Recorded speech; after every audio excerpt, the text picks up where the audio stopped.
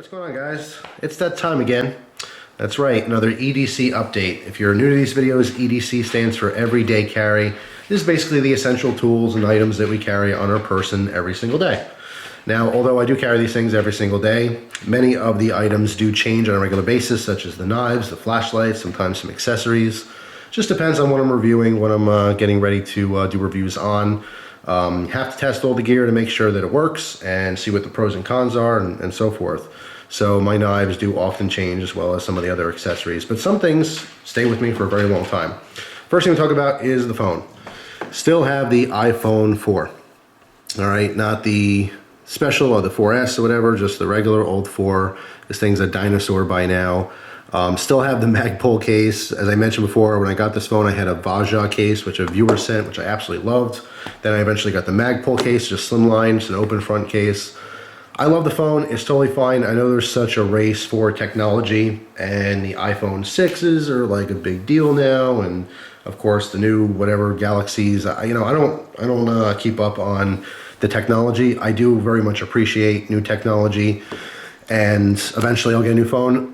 My contract is almost up for this phone, but I'm not sure what I'm going to get next. I might actually digress and go with something simple just to keep bills down. As far as the iPhone 6, Christina was just showing me some pictures and stuff. Apparently, some people that are getting these new iPhones, they only had them for a couple days, and they're bending. The actual back plate or whatever is like aluminum, and they're literally just bending on people. So that's certainly not good. That's going to hurt Apple quite a bit if that's a frequent occurrence. But anyway, if you guys you got the iPhone 6 already, post in the comments what you think yours and if yours bent or not, or if you know what I'm talking about. But anyway, you'll see a new phone in the next couple months. Again, I don't know exactly what I'm going to do. I actually use my phone for just talking. I know it seems crazy. I do text occasionally. There is an appropriate time to text people when you're not in a position to talk. I get that, but I'm not really the person on my cell phone all day talking on the internet, or looking at things on the internet, or using all kinds of apps and programs. I do appreciate them. I do use them occasionally, but I don't live on my phone like a lot of people, so it doesn't bother me that I have an outdated phone. In fact, this is only, I think, an 8 gig iPhone, and I had a little bit of music on there, and I think 1 or 2 different programs going on, and I didn't even have enough information to upgrade to the new IO whatever, and I'm still behind with that. So anyway, that's the cell phone. Not really exciting for all the tech people out there looking at that like it's, I got the jitterbug or something. But anyway, the wallet. Still looking to find a new wallet, but right now this thing's still working for me fine. The fact that its zipper's closed, it seems like an old man wallet to me. Because it was an old man wallet. This was my grandfather's. When he passed away, he had a collection of little wallets, and I grabbed a couple to try. And I was so fearful of things falling out because I had that one experience where my card fell out on me that I went with something that's totally enclosed. And I've just gotten used to it, honestly. I would like to get a nice quality leather wallet. People had all kinds of suggestions, and I really appreciate that. Anything you want to suggest, I'm always open to listening and trying new things. And of course, I'll look for it if I can. May do a trade in the future for like a nice quality leather wallet, but right now it's working for me. I think what I have to do is carry less stuff in my wallet. I just carry too many things, too many extra tools, too many cards that really aren't necessary. So it ends up being a little bit too bulky, but you'll see a new wallet in the future, but right now that's happened to be working out just fine for me. All right, next thing, the handkerchief or bandana. That's pretty self-explanatory. Really comes in handy lately. Been sick, a lot of sneezing and coughing and all kinds of crap, so you got to be courteous and cover your mouth, especially when you're in public. Don't be coughing on strangers, so it's good to have something like that. Does come in handy. Quite a bit of different uses for that. I have my watch, simple watch. It's a Timex. And Christina just made me a very simple paracord band for it. It's gutted, so it's nice and thin, super comfortable, has a little bit of flex to it, so it's not too tight on the wrist. So very simple watch going on. As far as the keys, still rocking the same system. I love this system. It works perfectly for me. All right, this is the key bar, if you haven't seen this before. This is very hit and miss. Some people love these things, some people hate them. I will do a video still on this, basically just taking it apart, showing you my setup and how I use it. And I've altered it a little bit when I first got it, but the latest combination of keys and how I have them on here works perfectly fine for my needs. It's just absolutely perfect for me and what I need it for. I don't always have this on me. I do like the option of having the pocket clip. I do use this occasionally, but for the most part, when I'm not using this, it's in my go bag or in my vehicle, okay? So if I leave the house, I can lock the house up or whatever I have to do. If I'm not taking my vehicle and getting a ride from someone, I don't need this at all. Then it's very, very minimalist keys, all right? So this doesn't change at all, this key system, okay? If I can, or if I want to, I have the link in here so I can pop that out and put the little crab claw on there so it can all be connected as well. So just simple, works great for me. I'm not sure, there's a couple different key options. Like I have one of those valet key wallets that I want to try. So I might do a review on this soon and then take all the keys off, put it on that to try that for a while to see if I like that as well. Just a different option. So you may see the next EDC update, I might go with the key valet thing. If you haven't seen those before, it kind of looks like a leather wallet, unfolds, has a bunch of hooks, for all your different individual keys. I just like trying new things, that's all. But this thing is just such an awesome solution right now for the keys. Nothing's jiggling, everything's compact. It's just a cool little tool. So you'll see me doing that in the future. As far as the firearm, still have the same Kel-Tec P3 8C. This thing is beat up, chipping, I mean scratched, dusty. It gets cleaned once every 3 weeks or so. Your carry weapons, your guns you carry on you every single day, day in and day out, be sure to clean them. Don't forget about them. You get all kinds of lint, especially in all the open areas. You can get it in your slide, on the tracks in there. You can get it in between your magazine.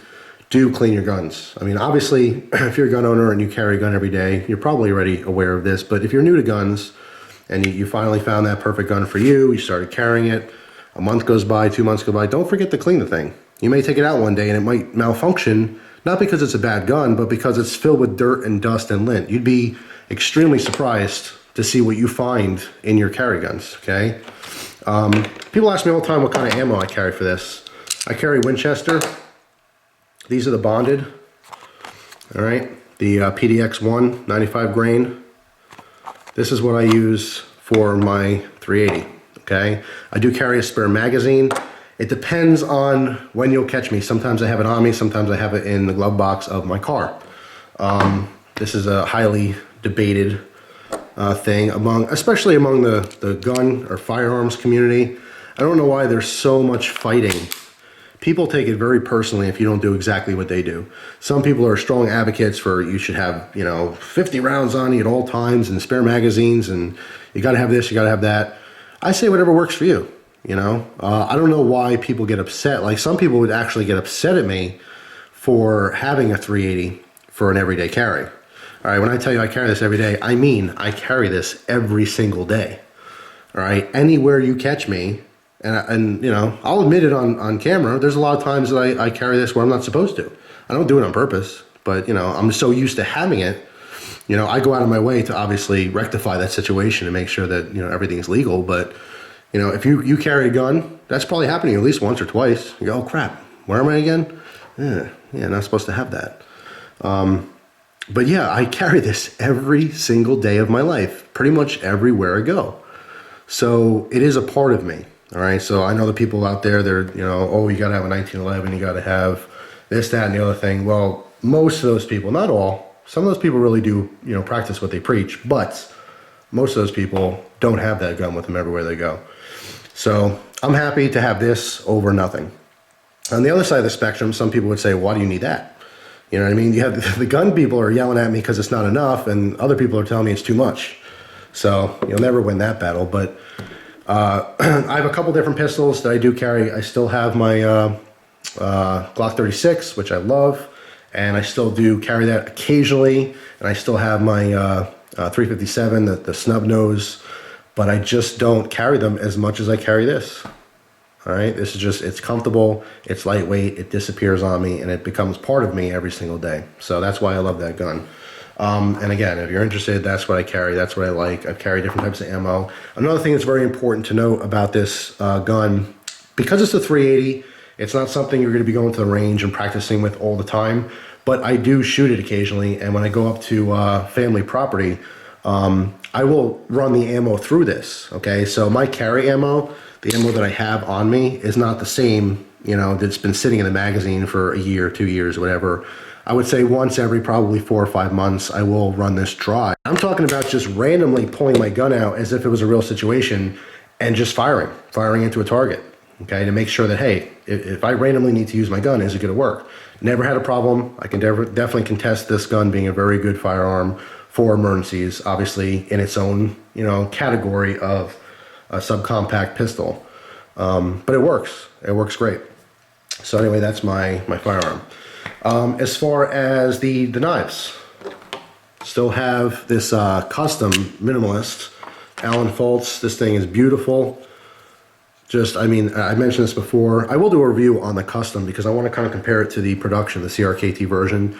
If you like the CRKT version, you'll love this even more. They're not ridiculously priced. I think it is probably one of the best neck knives.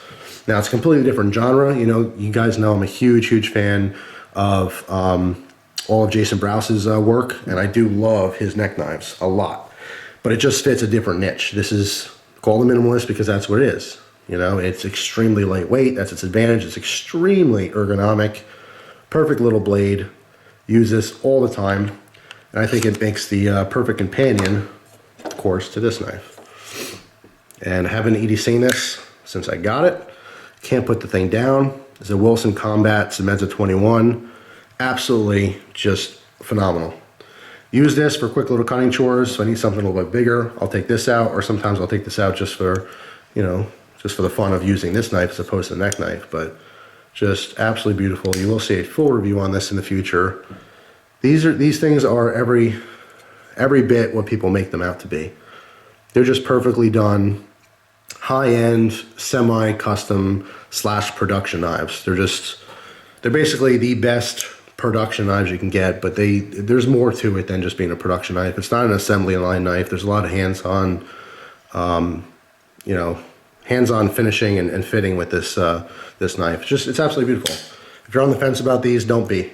You should definitely jump off to the side where you have one in your hands because you're missing out if you don't get to try one. As far as the other knife that I'm carrying, and this is really hard because I have to stop carrying this for EDC because I have to make room for other things to start testing again.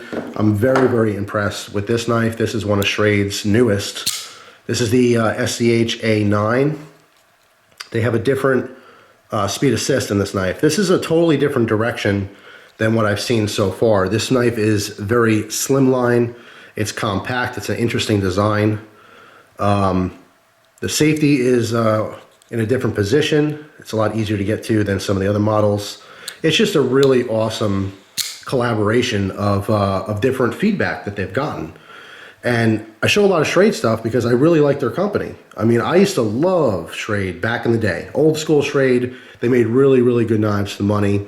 Then there was a period where I didn't know what was coming out of the factory, you know? And nowadays, Taylor Brands owns Schrade, and they're doing some really, really cool stuff. Now, not everything's a total home run. They do have some knives I don't like, and you'll probably see some reviews in the future of those. But I've gotten excited about a lot of their new models. But what I really like about the company is that, first of all, they're putting out affordable knives. They have a slew of different models, but they're actually listening to people like us on YouTube. You're making YouTube videos about Schrade knives, you better believe that they're listening to what you're saying and they're trying to fix any kind of issues they have with their stuff, any kind of things you want to see. They're trying to make that for the customers, which I really appreciate as a company. So this one's very cool, a little bit different, but I do love that action. And I also have an OTF that I'm going to be doing a review on in the future. They changed the assisted mechanism on the OTF. The thing is awesome. It is I mean, just so much like a real automatic OTF, but obviously surpassing any kind of legal issues at all. But anyway, you can stay tuned for that stuff. So I am starting to carry that one as well. And last but not least, I have the ThruNite T20T. This is the CR123 version. Just going back and forth between all the different ThruNite lights. I also have some different flashlights from other companies that you're going to see in the future as well. I just tend to lean towards some of the ThruNite stuff lately because they're putting out things that I like a lot. So very cool. It's hard to pick which light to go with. They all have their pros and cons and from all the different companies. But it's just really interesting. Unlike the knife industry, the flashlight industry works at like 10 times the speed. You know what I mean? What's hot today, it changes literally in weeks. All right, sometimes it's not even a month before something else comes out. Whereas knife companies, I mean, even though something like Schrade, they're putting out new models constantly, it's nowhere near as fast as flashlight companies. I mean, it's really hard to keep up with the hobby of flashlights. All right, the second you buy something that's awesome, it could be days sometimes before something else that's even better comes out. You know, you can never really stay ahead. But it's still cool that even if you have something that's old technology, it still works for you. You know what I mean? This flashlight will be outdated by this time next year, but it'll always work. It'll always be a good flashlight. So it's just interesting to follow these different hobbies and different companies and just the industries. It's really interesting. But anyway, that's been my my EDC of late. Things are constantly changing. I think what I'm gonna do next is I might scrap or put this Leatherman aside, take this off my my keys for EDC and replace this with another multi-tool model. I know people are requesting more multi-tool reviews and stuff, so always interested in trying new tools. There'll probably be new flashlights. I'm in the market for a new gun. No funds for that anytime soon, but I'm starting to research. I would say by this time next year, I'll have a new carry gun. Of course, the Glock 42 is up there with a consideration, and some of the other stuff that's been coming out lately. Haven't followed the gun scene as much or as closely as I have knives and flashlights lately, but definitely going to get back into that and do some more shooting videos. And it's just, you know, life happens. Ammo's expensive, so it is what it is. But you will see some new gun videos coming up in the future, as well as some other things. So got lots of stuff planned. Always interested in your feedback in this video as well as any other video. You guys want to see it, let me know. Be verbal. Let me know what you're thinking, what you want to see, and I'll go with the masses. It's hard to please everyone, but I'm always trying because I appreciate you guys and I want to give back exactly what you want to see. So anyway, I hope you guys enjoy the rest of your day. Thank you very much for watching, and I will see you soon. Take care, guys.